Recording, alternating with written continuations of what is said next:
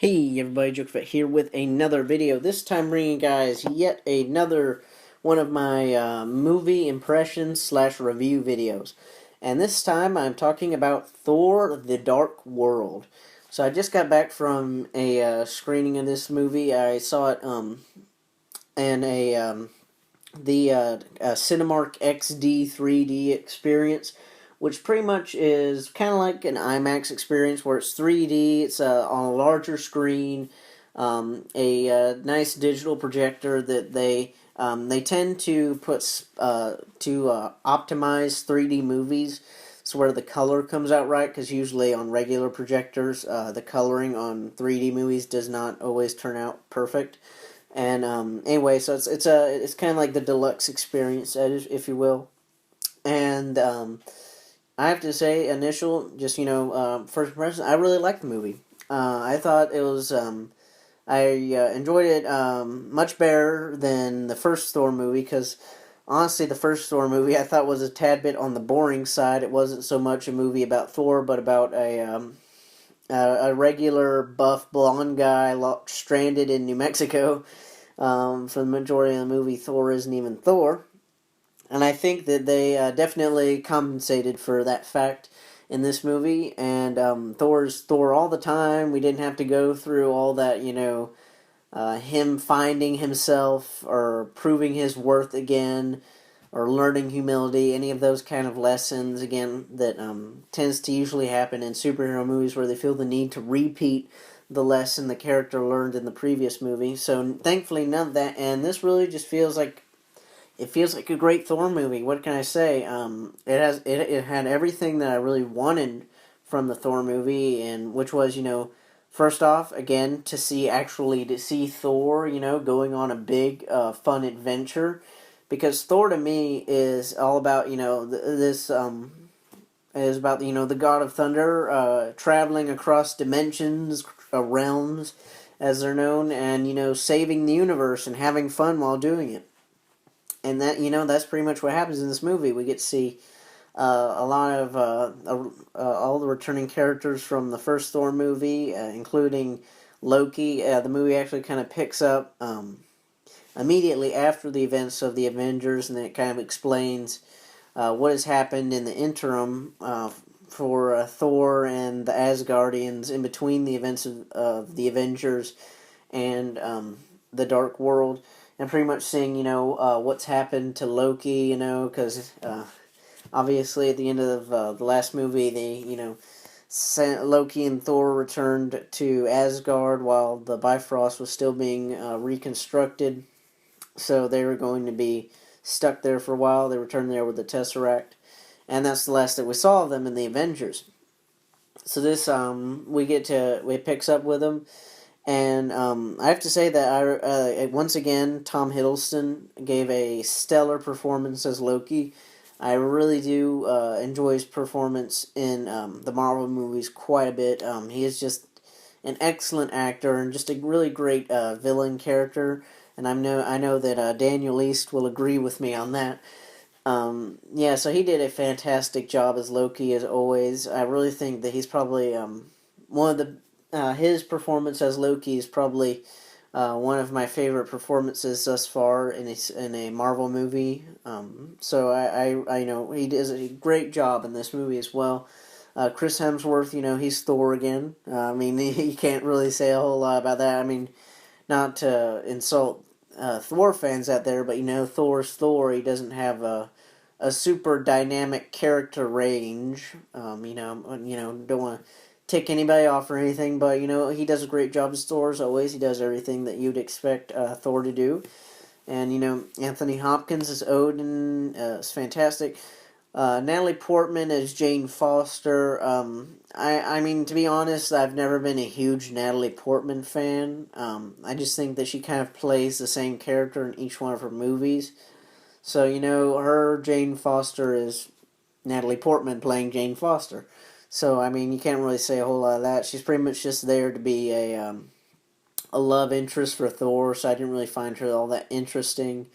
Pretty much the entire movie, she's just kind of a damsel in distress, because she has this like evil force within her called the Ether, that's like this key to destroying the universe or covering it in darkness, or one of those kind of supervillain schemes. And so it's like, oh, she's gonna die if we don't get it out of her. So it's kind of like a race against time, and it all feels a bit contrived in that respect. That it's like, oh, of course, it's his love interest is in danger, so he has to go save her. So that doesn't really feel like any new territory. Which yeah, it brings me to while I'm at it, talking about the Ether, the villain in this movie, Malekith, played by Christopher Eccleston, who some of you will know as the Doctor in the first season of when Doctor Who came back on air in 2005. I don't remember his number or anything. I'm not like a super diehard Doctor Who fan, but I did enjoy him watching that show. And he also played Destro in the first GI Joe movie, which I think a lot of people dog on, but I actually kind of like that. So, you can feel free to tell me how wrong I am in the comment section below. So anyway, him as the villain Malekith, I thought he was a good villain too. I didn't think that there was anything about his character though, because he's a great actor. I enjoy his work, but I feel like the way the character was written didn't really allow for any kind of room to showcase his abilities. Because first off, he's kind of buried under makeup, so that's just putting that out there. So it's a little bit hard if you didn't read the credits, and you wouldn't even really know that's Christopher Eccleston. And they also kind of change his voice too, because for the majority of the movie, he's speaking in the Dark Elf language. So there's no real subtitles or anything. Well, I mean, what am I saying? Of course, there's subtitles. That'd be stupid. But you can't really hear his voice, and they also kind of morph it a little bit, like making it like kind of dual toned and deepening it a little bit. And pretty much the entire character of Malekith, it actually kind of reminds me a lot of like General Zod from Man of Steel, whereas he's kind of like this military leader slash leader of this people, the Dark Elves, that are pretty much their world was kind of decimated by the Asgardians, and he because they wanted to blanket the entire universe in darkness because I guess they just like the darkness. And so anyway, they want to do that again, and it all feels very much like General Zod's character, where I actually have the same complaint about Man of Steel, where Michael Shannon, he wasn't, his character, the way it was written, didn't really allow for room for him to showcase as much of his acting abilities as I would have liked. But I do think General Zod did have a bit more range than Malekith does. So pretty much the entire point of Malekith is that, he's angry and he wants to restore the eternal darkness to the universe, and that's pretty much it. So there's not a whole lot of interesting things about him, I don't think. But so on to the actual plot of the movie itself. About some of the points that stood out to me is first off, probably my favorite part of the movie was the great dynamic between Tom Hiddleston's Loki and Chris Hemsworth's Thor. I just thought that they have this really great kind of antagonism, yet still you can tell that at least Thor still has some hope and some affection for his brother despite all the horrible things Loki's done. And Tom Hiddleston, he has this kind of, in his Loki always has this kind of mocking way about him. He's always, every turn he's mocking Thor and criticizing him. And especially around the point of the movie when Thor's mom dies, which, spoilers, I'm going to put a spoiler in the title anyway of this video. And, Loki's pretty much calling Thor out. It's like, why couldn't you save her? I mean, you're the big god of thunder, yet you can't even save your own mother. And so I thought that was, again, great performances by both of them, and they had a really great dynamic going on. And I thought the plot overall, I really enjoyed it. There was a lot of humor in this movie, which, it wouldn't be a Marvel movie without some humor. And just overall, I thought that was a really well balanced movie. You know, there's a lot of action, but there's a lot of humor, and the story overall was really enjoyable. I think, you know, you could tell there's a lot of things at stake here, and especially I love this. You know, this is kind of just a little sidetrack. Again, going back to the Thor Loki dynamic in the movie, but I really enjoyed this one scene where Thor and Loki are walking down a hall in Asgard because they're about to escape and break out from Asgard, and Loki keeps on like using his trick talents at trickery to change their appearance, and so like at one moment, Loki he looks like Loki, but he turned Thor into Lady Sif. And he's like, Thor, you look rather ravishing in this outfit. And then he says like, "Oh, I disguise myself as some of your new company?" And he changes into Captain America, which I thought that was a fantastic cameo, really. And he's like pretty much, you know, he plays this, you know, hyper exaggerated version of Captain America. It was like, let's talk about patriotism and God bless America. And so that I thought was hilarious.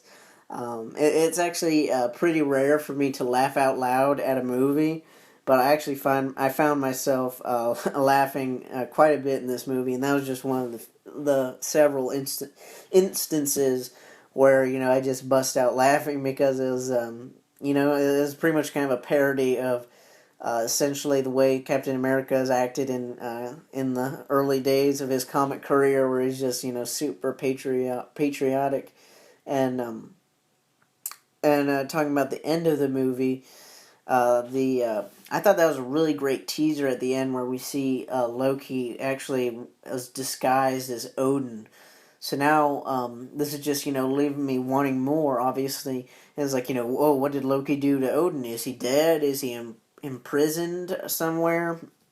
And, you know, like, how are they going to set this up for how's this going to play out in the next Thor movie? Which again, you know, that's actually that's kind of sucks because we're probably gonna have to wait until after the next Avengers movie to find out just what the heck Loki's doing as Odin.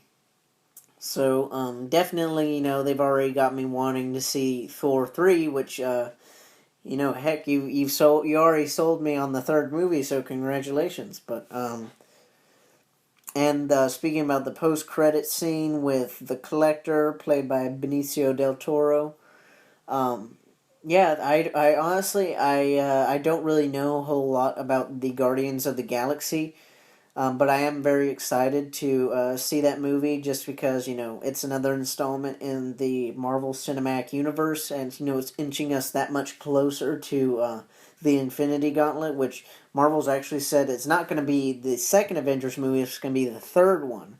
And the third one's not going to come out until, like, at least probably, like, 2018.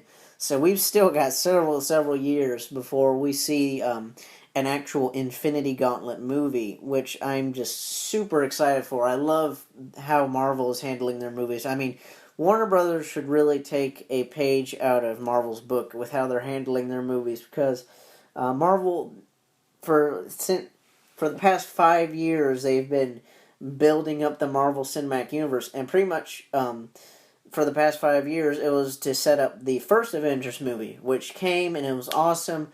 And I was like, you know, wow, this is the first time we've actually seen, like, you know, a major, like, you know, a major superhero team with all these great individual characters coming together after being previously established. You know, I mean, people will probably bring up, oh, well, there's the X-Men movie. Well, yeah, but, you know, there was no build-up to that. That was just the X-Men. And, I mean, honest, how interesting would be a Cyclops solo movie? It wouldn't, really. But what the great thing about the Avengers is that it's made up of all these interesting characters who are interesting on their own, and they combine to make it a awesome superhero team. So that was phase one of the Marvel Cinematic Universe, and pretty much what it's looking to be is that phase two and phase three are both going to be building up to a Avengers 3 or the Infinity Gauntlet movie with Thanos and the Infinity Gems, and he's going to be fighting the entire Marvel universe, and it's going to be just really great. So I really loved the post credits scene with the Collector, and they're kind of hinting at that he's like working with Thanos maybe, because he says one Infinity Gem down, five more to go. So definitely super excited for it, even if it is a tremendous wait. I mean, 2018, yeesh. I don't even know where the heck I'm going to be in 2018. So, that's kind of scary to think that far in the future, but because, Avengers 2 hasn't even happened yet. I should be more excited for Avengers 2, but I might be so distracted by Avengers 3 that I'm just, kind of like, okay, let's get this movie out of the way, check that off the list, building up to the Infinity Gauntlet. Anyway, I've been talking on for long enough. I think I've covered pretty much everything that I need to say. Really enjoyable movie so far. Definitely my favorite superhero movie of this year. Iron Man 3, obviously, I have my tremendous problems with that movie, which you can go watch the couple videos I made on that if you're so interested. And Man of Steel, it just kind of left me with a disappointed taste in my mouth. Nothing. I wasn't passionate enough to say, "Oh, I hate this movie," like I was with Iron Man 3, but nothing to really get me excited. I was just a little bit like with Man of Steel. And so yeah, so far this has been one of the most enjoyable movies of 2013 for me, in a year of rather unremarkable movies, to be honest, for me. Anyway, that's a topic for another video. So thank you guys for watching as always. This is JokerFett signing out. Bye.